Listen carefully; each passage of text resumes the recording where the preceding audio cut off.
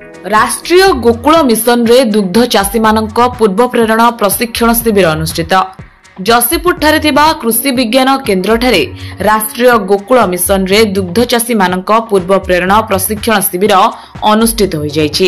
एही कार्यक्रम रे मुख्य अतिथि रूपे राज्य जंगल और परिवेश जलवायु परिवर्तन एवं श्रम और राज्य कर्मचारी बीमा मंत्री इंजीनियर गणेश राम सिंह खुंटिया, सम्मानित अतिथि रूपे राष्ट्रीय गोकुल मिशन रो मयूरभंज संयोजक नवीन राम, विपिन बिहारी महंत, आशीष कुमार महंत, कृषि गवेषणा केन्द्र मुख्य वैज्ञानिक डॉक्टर दीपक महांती, करंजिया उपखंड पशु चिकित्सा अधिकारी डॉक्टर ब्रजबंधु बेहरा, जातीय दुग्ध उत्पादन बोर्ड ओडिशा संयोजक डॉक्टर श्याम सुंदर त्रिपाठी, कार्यक्रम संयोजक प्रकाश देवता प्रमुख उपस्थित थिले।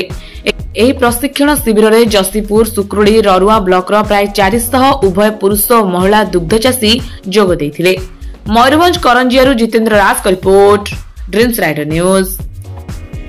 जातीय गोकुल मिशन जोटा कि महामहिम राष्ट्रपति मयूरभंज लोक जो कथा देथिले कथा निश्चित भाव में पाखापाखि 300टा गाय विभिन्न दुग्ध चाषी मान को दिया आगुरी आमर ऑलरेडी रायरंगपुर सब डिविजन में 700टा गाय डिस्ट्रीब्यूटेड हो करजिया सब डिविजन 500 टार्गेट अच्छे। निश्चित भाव में धन्यवाद देवी। राज्य सरकार मिलित सहयोग कर नवीन भाई ओवराली से मॉनिटरिंग कर निश्चित भाव में 500 चाषी आज आसते विस्तृत भाव में आमर विभाग अधिकारी एवं नेशनल डायरी डेवलपमेंट बोर्ड जो अच्छा से आसते विस्तृत भाव में आलोचना है चाषी मैंने केमती जत्न ने कौन केमी काम करेंगे केते टंका आय मिले कौ टाइम गले लॉस हे ना विस्तृत भाव में आलोचना है। आशा करी ये जो चाषी भाई मैंने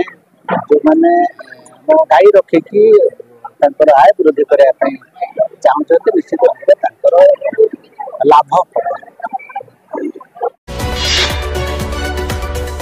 आम सह प्रतिदिन जोड़ी होई रहिबा पई आम चैनल को लाइक, शेयर, सब्सक्राइब एवं फॉलो करंतु।